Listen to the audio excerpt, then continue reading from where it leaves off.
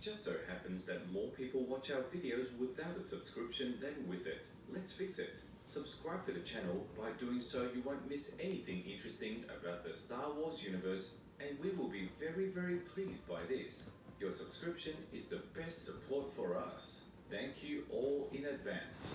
At the end of 2023, the Empire magazine, which works closely with Lucasfilm and Disney, officially announced the second season of Tales of the Jedi, a successful anthology of short films about the Star Wars universe. And this is beautiful because the first season has become truly touching, epic and important for the story. I'd especially like to mention the story arc about Count Dooku, which not only showed several turning points in the character's life, but also revealed the general mood of the galaxy during that time period, showing corruption on the planets, the short-sightedness of the Jedi Council, and the rise of darkness, which will soon envelope all systems and plunge the galaxy into the abyss of war. Ahsoka's story arc was also not bad. However, I believe that there are much more interesting and significant characters for the Star Wars universe that haven't been properly revealed. Tales of the Jedi was an experimental project and clearly not designed to make a high profit from a Disney Plus subscription, but Lucasfilm still invested a lot of money in it and achieved the highest level of development. Not even mentioning the invitation of an entire orchestra to record the soundtrack for each episode, which was not done even for The Mandalorian. Nevertheless, contrary to all forecasts, the project became incredibly successful and therefore received an extension for the second season almost immediately, announced at Celebration 2023. Once again, the project will be released in the format of short films, but the number of episodes may be more than the first season. At the moment, Lucasfilm is closely engaged in the development of the project and plans to release it towards the end of 2024. Dave Filoni and his team promised to make the second season of Tales of the Jedi more global and re-explore those time periods in the galaxy about which little is known. Since the development of animation projects always maybe 3 episodes about Anakin Skywalker and 3 episodes of Luke Skywalker of season 2. That'd be cool. We see like a Attack of the Clones hairstyle, Padawan hairstyle for Anakin Skywalker. Starting when he was a 10-year-old child, 1 year after the events of Phantom Menace. We see like a younger Obi-Wan starting growing facial hair. And we jump through the Attack of the Clones as a Padawan Anakin Skywalker.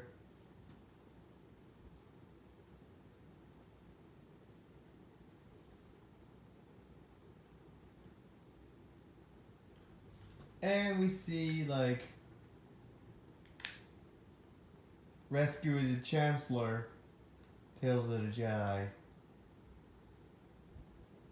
And for Luke Skywalker, we see like the early years on Tatooine, later years of the Rebel Alliance, like after the events of New Hope, and maybe we could see like Luke Skywalker after the events of Return of the Jedi just 1 year later. Takes place inside a closed studio from which nothing leaks out. Insiders cannot get the cherished details of the project, but that's why it's more interesting, isn't it? Therefore, I would like to speculate on the possible plot of the second season and present to you my vision of an ideal. I would love to see a Clone Wars version of, or Star Wars Rebel animated version of Luke Skywalker from Force Awakens timeline. Or like maybe you should make like 5 episodes with Luke Skywalker and 7 episodes with Anakin Skywalker. His early days as a Padawan through early and late years of the Clone Wars, especially the time rescuing the Chancellor. That'd be cool. I would love to see the Padawan hairstyle with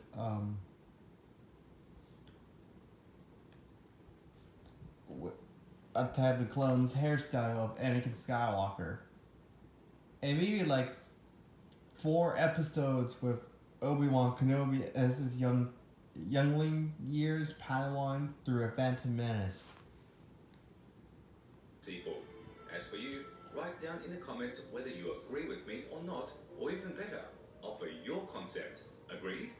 So, you'll probably find my concept a little bit strange, but I don't want to see Obi-Wan, Anakin, Ahsoka, and other popular characters in the second season of Tales of the Jedi. Many people find the idea of Anakin's early years interesting and how Kenobi tried to make a Jedi out of him.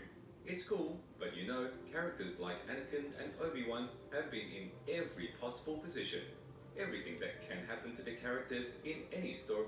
Yeah, like the Attack of the Clone style. Like the early, or like before the events of the Clone Wars in early years. Like, I would love to see that. And maybe a Luke Skywalker one for a change. We didn't get much like a Luke Skywalker story or Obi-Wan origin story, like how he became Qui-Gon Jinn's Padawan, like how he met. Telling genre has already happened to them, and we, as viewers and fans, will not learn anything new about them. Most likely, their story arc will consist entirely of Easter eggs and of fan service, and it will turn out like with Ahsoka in the first season. Therefore, I believe that it is necessary to devote precious screen time to the same interesting and significant characters that also shape the fate of Star Wars, which, unlike the same Anakin, remain unsolved to this day. The ideal candidate for the main role is Master Sifo Dyas. It is his name that we hear in the second episode when Obi-Wan first visited the Kaminoans and learned about the creation of the Clone Army, which was a... That'd be cool. We see something like that in Tales Jedi. He was once a good friend of Count Dooku. However, for Dooku himself and his Lord Palpatine, Sifo Dyas became just a puppet who was used to perform various operations that were set to hide Dooku's involvement and deflect suspicion from him. In the first season of Tales of the Jedi, we were shown how Dooku used his friend's past to get into the archive of the Jedi Temple and erase data about the planet Kamino. And in the animated series Clone Wars, Master Plo Koon arrived on the moon of the planet Obadiah and found the wreckage of Sifo Dyas' shuttle and his lightsaber. Later, Anakin and Obi-Wan investigated the cause of the Jedi's death but could not find out anything, and the circumstances of his death remained a mystery shrouded in darkness. The legends say that his blood was used for transfusion into the new body of General Grievous. It would be logical to continue this story arc further and finally reveal all the details of the tragedy with Sifo Dyas.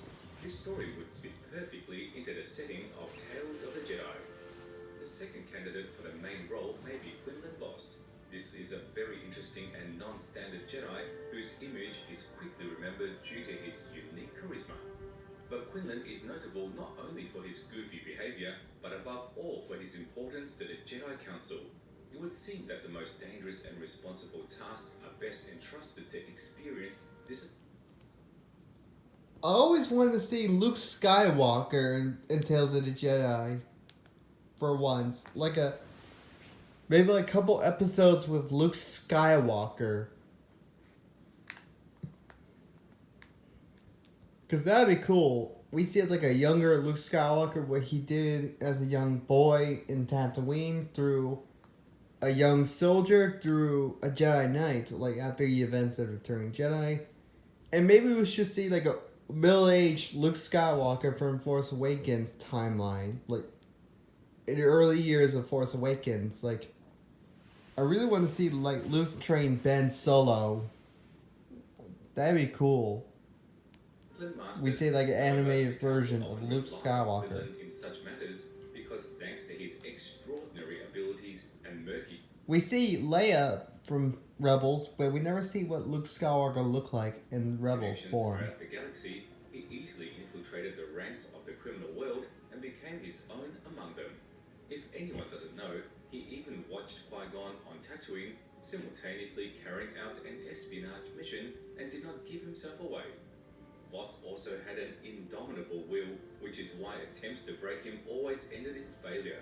In the novel, The Dark Disciple, the Council completely entrusted him with the elimination of I hope we will see something like that in Tales of Jedi. We see Ventress. He became friends with Ventress and even entered into sexual contact with her, so to speak, and later accepted the dark side, almost mired in it, but still floated out and did not change his principles.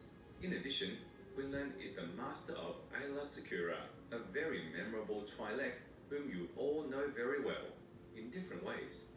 What a huge amount of experience Quinlan Vos carries on his shoulder, and therefore this No wonder why Master Kenobi has similar lightsaber style deserves as. the right to his own Boss. path in the Tales of I hope we see Attack of the Clones version of Obi-Wan and Anakin. the Jedi. The next candidate for the main role is Master Plo Koon. I think you all know him very well, and although Plo Koon got enough screen time in the Clone Wars, there are two important points in his story. First, We never see him lightsaber duel against the enemy. he was the one who found little Ahsoka and brought her to the Jedi Order. The second one is Dave Filoni's favorite character. Well, the stars have come together here. Filoni adds Ahsoka everywhere, even when it is not necessary to do so. And Plo Koon also gave Ahsoka's ticket to life. I don't want to dwell on it for a long time, because the most important thing for getting the main role in Tales Father of the Jedi, figure I have of already described. Ahsoka. And I think the last ideal character for the main role is General Grievous. Yes, he's not a Jedi, however, he has lived his entire cybernetic life burning with hatred for the Order and dealing with the Jedi with special cruelty, collecting the lightsabers of fallen enemies for his collection.